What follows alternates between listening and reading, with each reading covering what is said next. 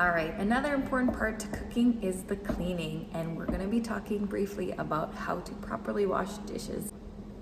You're going to take your plug, place it into one side of your sink. Make sure that you push it down so that it creates a nice seal. Next, you're gonna be taking your dish soap, and you don't need a lot of this, but you'll add some to your sink, just like so, and then turn on the water. So you want your water temperature fairly warm, okay? It shouldn't be room temperature. It needs to kill those germs. So I'm not gonna say super hot, but it has to be more than warm.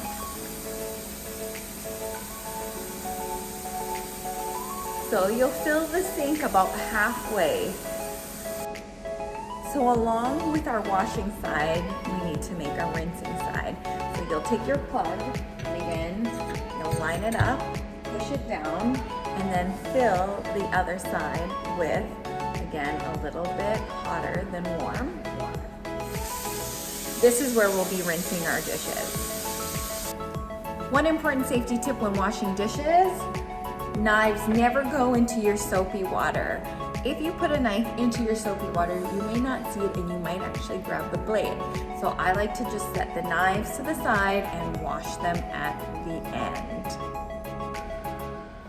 All right, so you have your sponge. I like to just put a little bit of more dish soap on there, just a little bit, and then you will wash your dishes. So for cups, you want to make sure that you wash around where your lips would touch, inside and all around.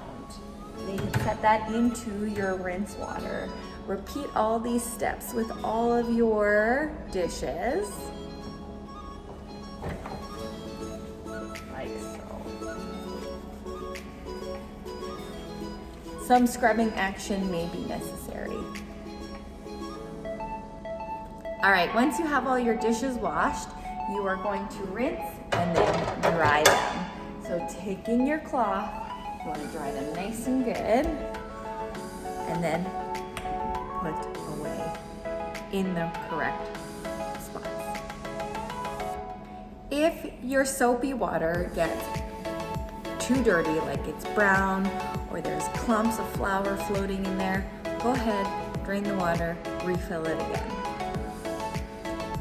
Okay, once you've completed all your dishes and you've unplugged your sink, you will need to wipe out your sink. So you can take your sponge and wipe around the area. Now, if there's too much liquid still kicking around,